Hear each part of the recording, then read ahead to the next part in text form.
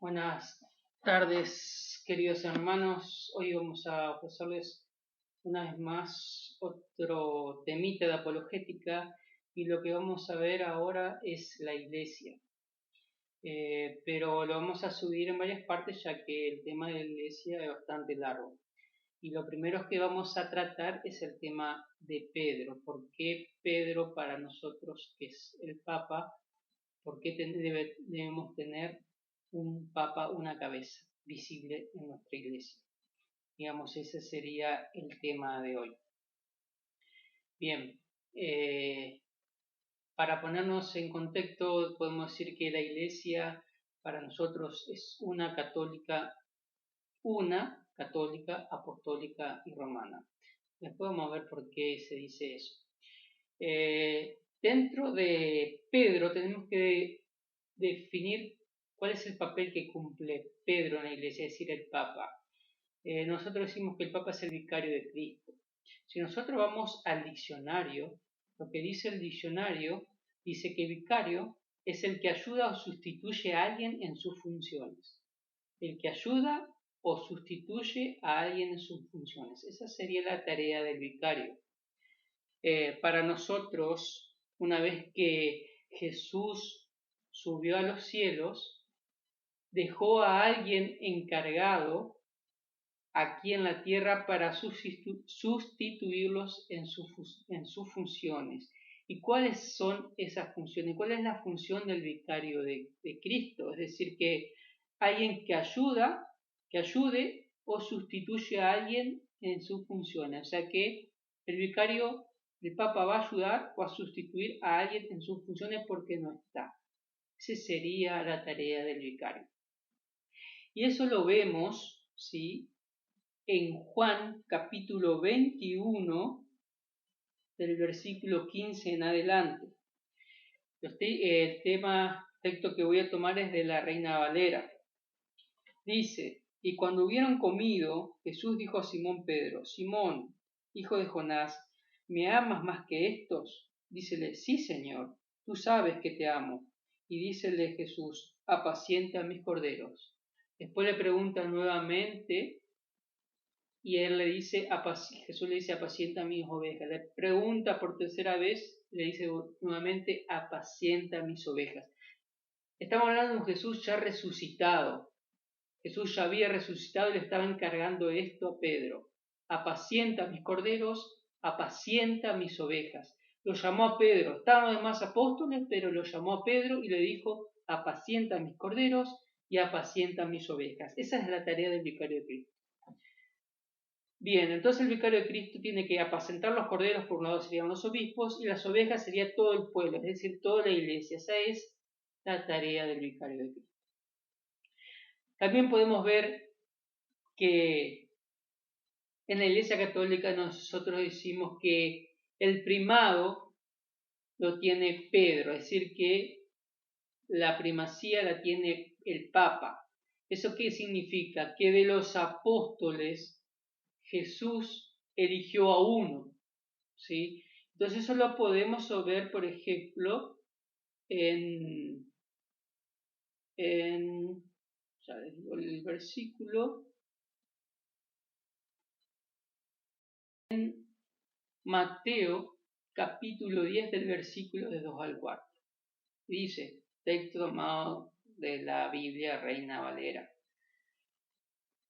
y los nombres de los apóstoles son estos: el primero, Simón, que es dicho Pedro, y Andrés su hermano, Jacobo hijo de Zebedeo y Juan su hermano, Felipe y Bartolomé, Tomás y Mateo el publicano, Jacobo hijo de Alfeo y Lebeo, por sobrenombre Tadeo, Simón el cananita y Judas Iscariote, que también le entregó. Acá estamos viendo que esa es la primacía del Papa, de Pedro. Dice, el primero Simón, que es dicho Pedro. Después no dice el segundo Andrés. No. Primero Simón, que es dicho Pedro. El primero de todos. Esa es la primacía del Papa, que es Pedro. Y también podemos decir que Jesús siempre oró por Pedro y no por los demás. Eso lo vemos también, por ejemplo, en la cita que dice Lucas 22 del 31 al 32. Lucas, vamos a buscarlo, del capítulo 22, del versículo 31 al 32.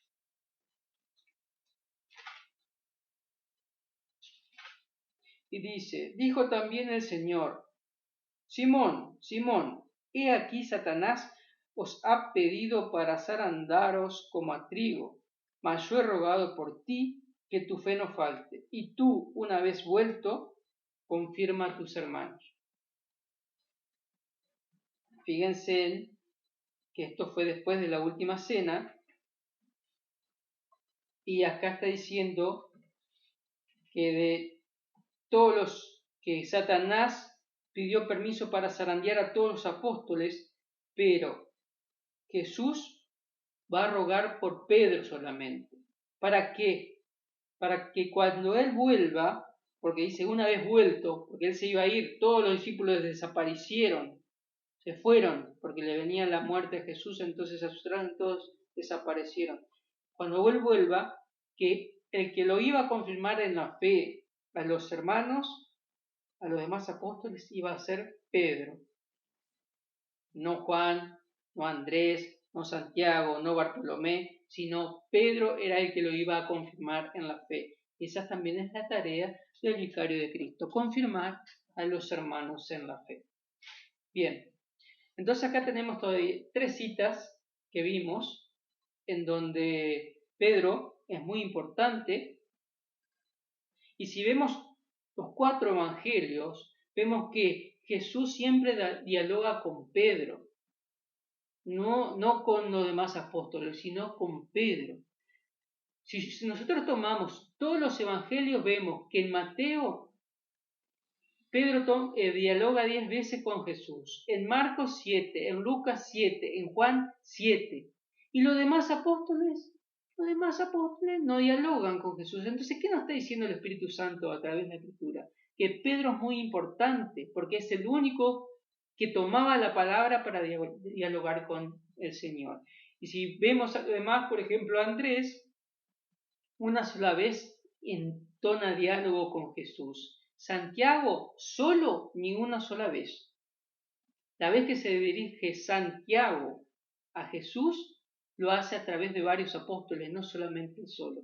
Y Juan, que era el discípulo amado, solamente 3 veces entabló diálogo con Jesús. Así que fíjense en la importancia de Pedro. Si sumamos todos los diálogos de los 4 evangelios, tenemos 31 diálogos, contra nada de los demás apóstoles. O sea que Pedro es importantísimo en el Espíritu Santo, leyendo y viendo las Escrituras. Siempre es Pedro el que entabla el diálogo con el Señor y no los demás apóstoles. Entonces acá las Escrituras y el Espíritu Santo nos están diciendo algo, no lo podemos ignorar. Y llegamos por fin, a que Jesús elige a alguien para instituir su iglesia. Y ese es Pedro. ¿Cuál es la importancia de esto? La importancia de esto lo vemos en Juan capítulo 1, versículo 42, en donde Jesús le cambia el nombre a Simón y le pone piedra, es decir, Pedro. Si tomamos el versículo de la Reina Valera, vemos en Juan capítulo 1, versículo 42, dice, y le trajo a Jesús, Andrés se lo presentó a Jesús, ¿sí? A Pedro, ¿sí? Y le trajo a Jesús, y mirándole Jesús dijo, o sea que Jesús mirándole a Pedro le dijo, tú eres Simón, hijo de Jonás, tú serás llamado Cefas, que quiere decir piedra. Esto está en la Reina Valera. Tú serás llamado Cefas, eso es arameo, que quiere decir piedra. Eso es texto tomado de la Reina Valera. Cefas quiere decir piedra. ¿Bien? Entonces tenemos que ahora le cambió el nombre Jesús a Pedro, ¿para qué? ¿Para qué le cambió el nombre? ¿Por qué lo llamó piedra? Eso lo vemos en Mateo capítulo 10 del versículo, no, perdón, eso está en Mateo 16, versículo 18 y 19. Le dice, Jesús le dice a Pedro, mas yo también te digo, porque primero dijo, el Padre te ha revelado que yo soy el Mesías, ¿sí? Ahora yo te digo que tú eres Pedro y sobre esta piedra, acuérdense en que le cambió el nombre en 1:42 de Pedro, de Simón a Cefás, que significa piedra, lo dice la Reina Valera. Entonces le dice, mas yo también te digo que tú eres Pedro y sobre esta piedra edificaré mi iglesia y las puertas del infierno no prevalecerán contra ella y a ti te daré las llaves del reino de los cielos. Y todo lo que ligares en la tierra será ligado en los cielos y todo lo que desatares en la tierra será desatado en los cielos. Es decir, que instituyó una iglesia y puso como base, como piedra, a Pedro. Bien, acá todos dicen que Jesús se señaló hacia sí y no hacia Pedro, pero fíjense en que Cefás, que es en arameo, o Kefas, tiene un solo significado y es piedra, o roca o lo que sea. Entonces, si yo voy al arameo, Jesús le dijo a Pedro, mas yo también te digo que tú eres Kefas, y sobre esta Kefas edificaré mi iglesia, y las puertas del infierno no prevalecerán contra ella. En arameo el nombre que le puse es Kefas. Entonces le dijo, Kefas, y sobre esta Kefas edificaré mi iglesia. Es decir, le está dando la potestad a Pedro de que en él va a fundar su iglesia. Su iglesia, la iglesia de Cristo, va a estar fundada en Pedro. Y esto es muy importante en el sentido de que si vemos en el Antiguo Testamento, eran 12 tribus. De las 12 tribus, una sola tuvo la promesa de que iba a venir el Mesías. Esa es la tribu de Judá. Acá también, de los 12 apóstoles, uno solo va a tener la promesa de que el Mesías va a volver, va a llegar, porque él va a volver de vuelta. Esa promesa está en Pedro, en el Papa. Quien esté bajo la tutela del Papa, ese es el que va a recibir la promesa. Dice en Isaías capítulo 22, versículo 22, y pondré la llave en la casa de David sobre su hombro, y abrirá y nadie cerrará, y cerrará y nadie abrirá. Esto es muy parecido a lo que le dice a Pedro, yo te daré la llave del reino, y todo lo que ligares en la tierra será ligado en los cielos, y todo lo que desatares en la tierra será desatado en los cielos. ¿De qué se está hablando aquí? Semna, en Isaías, es mayordomo de la casa de David, que tenía las llaves. Tengamos en cuenta que David había muerto hace varios años. Sin embargo, el mayordomo del reino de David, Sebna, aunque no era el rey, tenía el poder de dejar entrar en el palacio o las audiencias reales a quien él quisiera. Además, administraba las despensas reales. Era el hombre de confianza del rey David. Del rey. David había muerto más de 200 años antes y las llaves se pasaban de un mayordomo a un mayordomo, como en este caso van a pasar, ahí están en Isaías 22, de Semna a Eliasim. Las llaves significan el poder de sucesión. Muerto David, las llaves se siguieron pasando de mayordomo a mayordomo. Este poder no murió con David. Jesús, heredero del reino de David, entrega estas llaves a Pedro, como lo vimos en ese capítulo. Esta vez es en un reinado eterno, indica que muerto Pedro, estas llaves pasarán en la iglesia sucesivamente hasta que Jesús, su dueño, regrese a entregar este reino al Padre. Es por eso que Apocalipsis 3:7, libro de interpretación profética, Juan pone a Jesús al final de los tiempos con estas llaves, de la cual Él es el dueño y que recobrará al final para entregarlas al Padre. Poder tremendo dado a un solo hombre.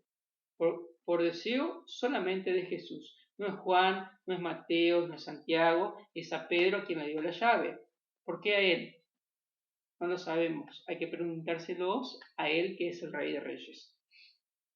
Bien, terminamos más o menos acá esta pequeña explicación de quién es Pedro como papa, pero también vamos a leerle esto, solo le voy a leer esto, que es San Irineo en su libro Contra los herejes. San Irineo nació en el 130 y murió en el año 202 aproximadamente. San Irineo dice en este libro Contra los herejes, dice: así confundimos a todos aquellos que, de un modo o de otro, o por agradarse a sí mismos, o por vanagloria, o por ceguera, o por una falsa opinión, acumulan falsos conocimientos. Es necesario que cualquier iglesia esté en armonía con esta iglesia, cuya fundación es la más garantizada. Me refiero a todos los fieles de cualquier lugar, porque en ella todos los que se encuentran en todas partes han conservado la tradición apostólica, porque luego de haber fundado y edificado la iglesia, los beatos apóstoles entregaron el servicio del episcopado a Lino, el siguiente sucesor, ¿sí? A este Lino lo recuerda Pablo en sus cartas a Timoteo, segunda de Timoteo capítulo 4, versículo 21. Anacleto lo sucedió después de él en tercer lugar desde los apóstoles. Clemente heredó el episcopado, el cual vio a los beatos apóstoles y con ellos confirió y tuvo ante los ojos la predicación y tradición de los apóstoles que todavía resonaba. Y no él solo, porque aún vivían entonces muchos que de los apóstoles habían recibido la doctrina. En tiempo de este mismo Clemente, suscitándose una disensión no pequeña entre los hermanos que estaban en Corinto, la iglesia de Roma escribió la carta más autorizada a los corintios, para congregarlos en la paz y reparar su fe, y para anunciarles la tradición que poco tiempo antes habían recibido de los apóstoles, anunciándoles a un solo Dios soberano universal, creador del cielo y de la tierra, plasmador del hombre, que hizo venir el diluvio, y llamó a Abraham, que sacó al pueblo de la tierra de Egipto, que habló con Moisés, que dispuso la ley, que envió a los profetas, que preparó el fuego para el diablo y sus ángeles. La iglesia anuncia a este como el Padre de nuestro Señor Jesucristo a partir de la Escritura misma, para que quienes quieran puedan aprender y entender la tradición apostólica de la iglesia, ya que esta carta es más antigua que quienes ahora enseñan falsamente y mienten sobre el demiurgo y hacedor de todas las cosas que existen. A Clemente sucedió Evaristo, a Evaristo Alejandro, y luego Sexto a partir de los apóstoles fue constituido Sixto. Enseguida Telésforo, el cual también sufrió gloriosamente el martirio. Siguió Higinio después de Pío, después Aniceto. Habiendo Sotero sucedido a Aniceto en este momento, Eleuterio tiene el 12º lugar desde los apóstoles. Por este orden y sucesión ha llegado hasta nosotros la tradición que inició de los apóstoles. Y esto muestra plenamente que la única y misma fe vivificadora que viene de los apóstoles ha sido conservada y transmitida en la iglesia hasta hoy. También dice San Irineo en este mismo libro Contra los herejes, dice: porque en la iglesia universal, la iglesia católica, católica significa universal, se conserva la única y misma fe en todo el mundo. Eso fue año 180 aproximadamente, es decir, que ya la iglesia católica, la iglesia universal, estaba con la sucesión apostólica, es decir, la sucesión de cada uno de los papas.